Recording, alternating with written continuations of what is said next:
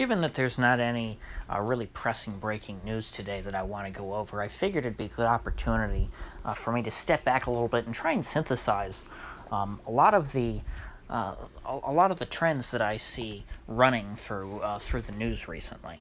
Because anyone who's been following this channel knows I'm incredibly concerned about our monetary policy and the effect that that's going to have on our civil society, which is always the case. In fact, a great a bit off topic, but a great theoretical exposition of the problems of so-called monetary policy, also known as money printing, and the effects that can have on society, is a book by Georg Guido Hulsmann called The Ethics of Money Production, and it goes over why exactly printing money distorts not only the economy but incentives and risk and reward and all these things, and it really it hurts people who do the right thing. And of course, it rewards people who do the bad thing. And so what happens when you do that, if you incentivize bad behavior and you disincentivize good behavior in an economy? Well, you end up with more bad behavior. And you end up with people who try to do the right thing and try to earn an honest living becoming bitter and losing faith in your society and in fairness and in justice. And I think that that's been building in this country for many, many years. It did not start recently at all. I mean, really, this has always existed in human society to various degrees. It's just a matter of, how much the powerful people in a country were able to manipulate the economy in their favor, and just how blatant they were in doing so.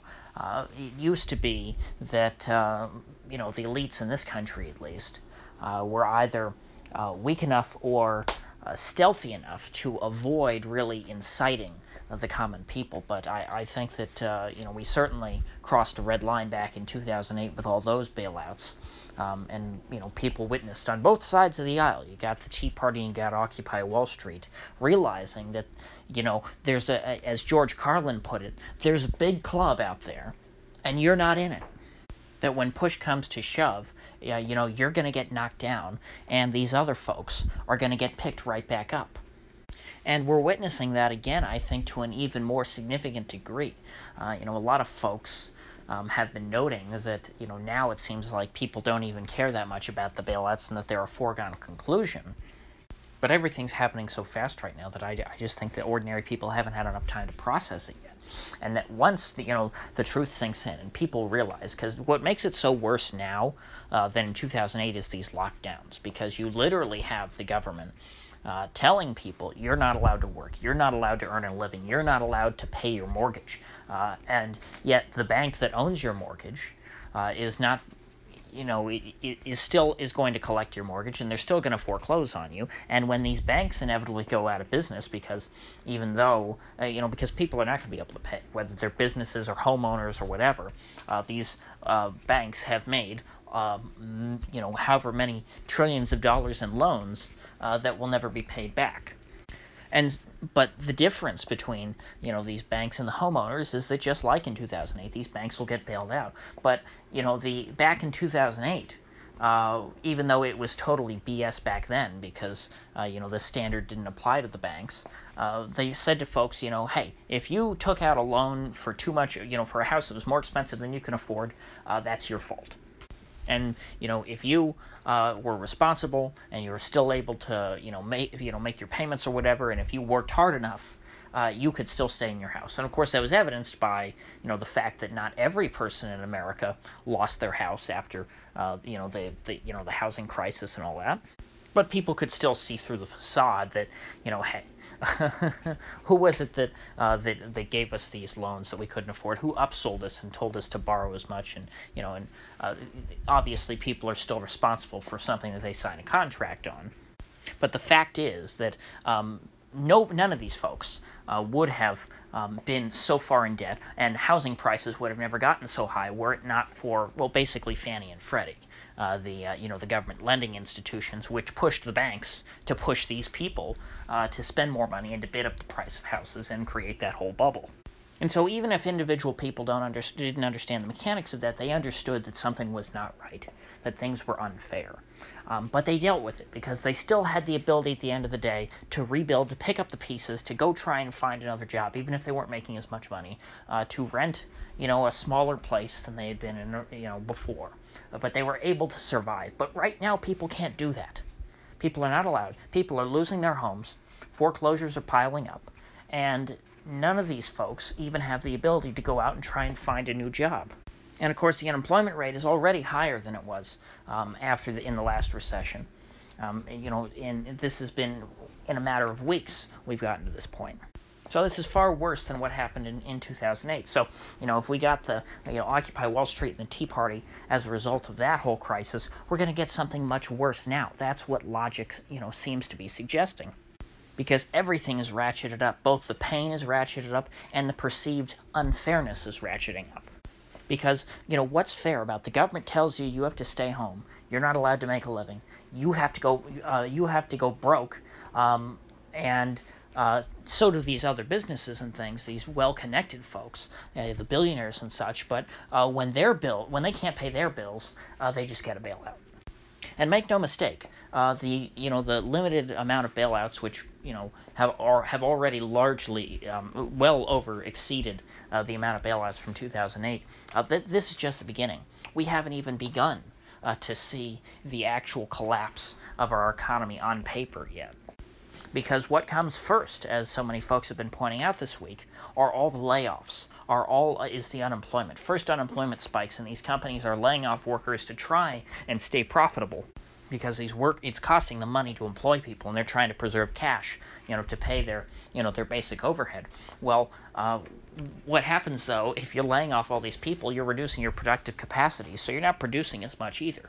So, you're not going to be able to bring in as much cash. And so once that cash that you're actually holding on to dries up, you can no longer cover your expenses. You can't service your debt, because of course nobody ever pays down their debt, they just service it. You will start going bankrupt. And so we will see companies and banks and all these sorts of things completely collapsing. And then again, we will hear the calls for, we have to bail everybody out. And the federal government knows that the Fed will back them up 100% with whatever they do. They can write as many checks to as many of their corporate cronies and their bank buddies as they want, and the Fed, will buy up those bonds that the government issues at 0% or -% interest rates. And so it's something that I've been assuming now for a while is that once this happens, and this is something I'm not so sure about now, and this is what I want to discuss today. When all this happens, when we see a total repeat of 2008, and we see that all the well-connected folks get bailed out, that they are saved by just having the Fed and the government come in and back them up, will ordinary people again be left out in the cold? In which case you're going to lead to civil unrest, I think, worse than Occupy Wall Street and the Tea Party, which those were pretty civil. Or I should say civilized. Or are we going to get something more violent? I think it's quite obvious at this point that whatever we end up with, it's going to be more extreme than in those previous cases, because there's so many more people unemployed. And by the way, this 14.7% unemployment rate is not. It's deceptively low, even though it's incredibly high. It's deceptively low because folks are forced right now to stay at home, meaning they can't really look for a job. So the labor force participation rate collapsed to like 60%, from like 64.5% in this last month. And so because the labor force shrank, the amount of unemployed people in the labor force also didn't go up as much as it should have. So more people lost their jobs than are being counted right now in the unemployment statistics the way that they're set up. So if you revised to use the old labor force participation rate, the unemployment rate is probably somewhere around 20%, or at least that's what it should have been. Of course, since then, more and more people are getting laid off. It's going up every day. But I would say that 14.7% number should have been closer to 20. The desperation is even more severe, and that's why I suggested that I thought this time around politicians would have to resort to just handing people out free money, to bringing in a universal basic income, which some Democrats have brought up. And I'll get into that in a second, but first I want to discuss if we see a total repeat of 2008 and there is nothing for ordinary people in all this and that it all just goes to bailing out the companies. I think that you're going to see something snap in the ordinary populace. And I think it's helped a lot that this is, again, a bipartisan thing. If you look at what's going on, because even though the left is tending to be very compliant with these lockdown orders, the economic stuff will certainly set them off. I think that when all is said and done, there will be a lot of populist rage on the left. And as far as the right's concerned, they're already riled up because of all these lockdowns.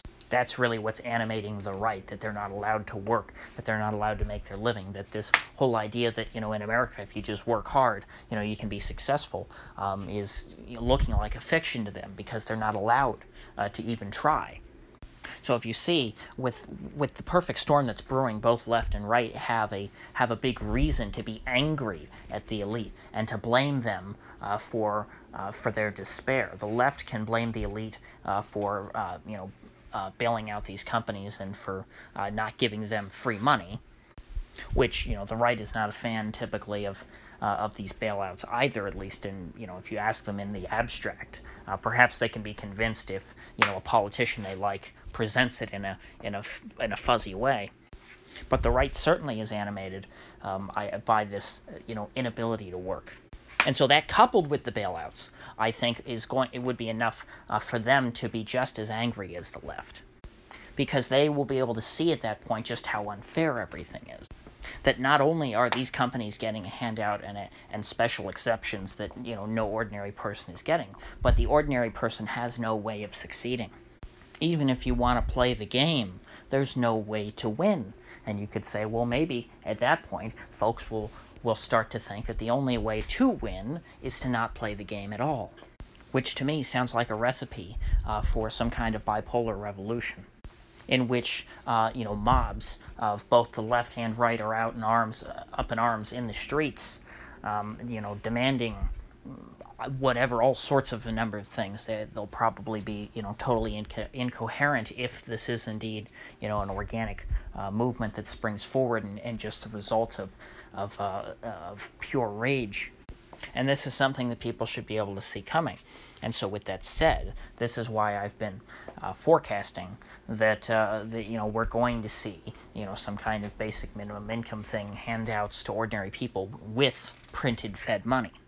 The idea of which being to try and pacify this rage and to give people sort of their cheese in the mousetrap, so to speak, to borrow a phrase from Thomas Massey. A spoonful of sugar to make the bailouts of the politically well-connected medicine go down. Give people just enough to sustain themselves so that they don't have enough incentive to revolt. Give people just enough, not prosperity, but just enough hope, I guess, to hang on. Just enough comfort to deter any sort of violent outbursts or resistance against authority. But this, of course, I think will only make the problem worse. Perhaps you could say that it'll stave things off for a few months, although I don't think that handouts, if people are truly upset about the bailouts, a few handouts is not going to change their minds. It might make them a little less desperate, but they're still going to be angry in principle. And so you will still have civil unrest, it just might not get as out of hand. However, it's not like the government, despite what some people might tell you, has an unlimited amount of resources that they can pull from to just give people stuff. As I've said time and time again, stuff has to be produced. And if less people are working or if nobody's working, less stuff or no stuff can be produced. All the government can do is give people money. And that money is claims on things that have been produced. So you create more and more claims, you hand it out to more and more people, well then the prices of ordinary goods are going to skyrocket. That is the only path we have right now towards any sort of big inflation and a reckoning in our monetary system, is if we get to the stage of universal basic income. I've been trying to hammer this point home, but I haven't gone the next step further. What happens as a result of that inflation? Well, as a result of that inflation, the value of this basic minimum income will be eroded very quickly, and we will return to a state as if there had been no basic minimum income. These people will again be destitute, and they will be desperate, meaning that that more violent form of civil unrest, that more desperate form, the kind that, in a figurative sense, of course, would include guillotines, your French-style revolution, that becomes much more likely. It's at that point that I think everything starts to crumble, because if we get to the point to where this, where the government has to issue this basic minimum income, they will destroy sort of their currency monopoly that they've established. That privilege of being able to, create create money out of thin air to effectively redistribute wealth will be rendered meaningless. The government will be bankrupt, and at that point, there will be no one to come in who wants to try and save it at that point. Everyone in society will be enemies of the state, and there will be no one, who is willing to make compromises to try and preserve the state. Because that's what happens. If your state goes bankrupt, they're going to have to cut benefits and things. They're going to have to reduce things and go into a mode of actual austerity, not the kind of austerity that they had in Europe after 2008, which has ruined the word austerity, sadly. But if the government just simply does not have the resources, then they cannot provide these things. And this will lead to a total collapse of the state. And so it's no surprise that you see such an increase lately in talk of the boogaloo, because as it stands, it's a pretty realistic reality at this point. We are a few steps removed, but the thing is that if we're able to make it down the first couple steps, the rest of them unfold on their own. It's in no way inevitable at this point, because the government, may be able to make the right choices. In order to avoid further enraging the populace and by inflicting more and more pain on people. But at this point, I have no faith in them to do so, because I do not think that they could see the forest for the trees. People have no idea how vulnerable their position is. Folks in Washington cannot imagine the idea that one day the United States of America will not exist. And it's that hubris that prevents them from being able to think in a way to try and preserve it. That's what's led them to amass this $20-something trillion deficit. These folks are clueless. They have no care, or they have no concept of what they're doing or what the consequences may be. And so, considering how destructive the decisions they made during the good times, I'd have to imagine that during these worst of times, they're going to make even worse missteps and perhaps lead us down a very, very painful path. So I'll leave that at there for today. If you gained anything of value out of this video, I'd appreciate you clicking that like button and sharing this video. And if you haven't already, please do subscribe, because I do upload every day and I'd hate to have you miss one. So I'll see you folks back here tomorrow.